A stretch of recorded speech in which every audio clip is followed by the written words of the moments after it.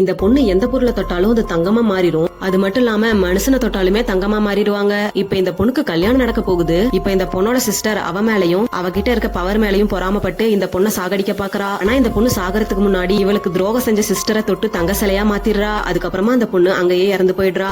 ஆனா அடுத்த செகண்டே இந்த பொண்ணு மறுபடியும் கண்முழிக்கிறா. இப்ப இந்த பொண்ணு ஃபர்ஸ்ட் அந்த பவர் எப்ப கிடைச்சதோ அந்த நாளுக்கு போயிடுறா. இந்த பொண்ணோட வீட்டுல ஒரு தங்க மரம் இருக்கும். அந்த மரத்தை தொட்டாதான் தங்கமா மாத்திர சக்தி கிடைக்கும். இந்த பொண்ணுக்கு ஏற்கனவே இது தெரியும். அதனால அந்த தங்க மரத்தை தொடலான்னு போகும்போது திடீர்னு இவ சிலையா மாத்தின அவளோட தங்கச்சி வந்து தொட்டுறா. என்னடான்னு பார்த்தா இவளோட சிஸ்டரும் மறுபிறவி எடுத்து வந்திருக்கா. இந்த பொண்ணோட பவர் அவளோட சிஸ்டருக்கு போயிடுது. அது மட்டும் இல்லாம இவளோட சிஸ்டர் ஹீரோயின் கல்யாணம் பண்ணிக்க போற பையன் மேல ஆசைப்பட்டிருப்பா. இவளோட சிஸ்டர் அந்த பையன் கிட்ட போயிட்டு டேபிள் மேல இருக்க ஒரு பொருளை தங்கமா மாத்தி காட்டுறா. அதை பார்த்துட்டு ஷாக் ஆனவன் அந்த டேபிள் மேல இருக்க எல்லா பொருளையும் தங்கமா மாத்த சொல்றான். இந்த பொண்ணும் அதை எல்லாத்தையுமே தங்கமா மாத்திடுறா. ஆனா அடுத்த செகண்டே அவளோட மூக்குல இருந்து ரத்தம் வருது. இவன் நிறைய கல்ல கொண்டு வந்து வச்சு அந்த கல்லு எல்லாத்தையும் தங்கமா மாத்த சொல்றான். இந்த பொண்ணோட சிஸ்டரும் அவனை கல்யாணம் பண்ணிக்கணும் அப்படிங்கறதுக்காக அதிக பவர் யூஸ் பண்ணி அவன் சொன்ன மாதிரியே அந்த கல்ல எல்லாத்தையும் தங்கமா மாத்திடுறா. இப்ப இவளோட தலைமுடி எல்லாம் வெள்ளையா மாறி வயசான மாதிரி ஆகிடுறா. பொண்ணு அதிக பவரை யூஸ் பண்ணதுனால அவளோட ஆயுள் காலம் குறைஞ்சு போயிடுது.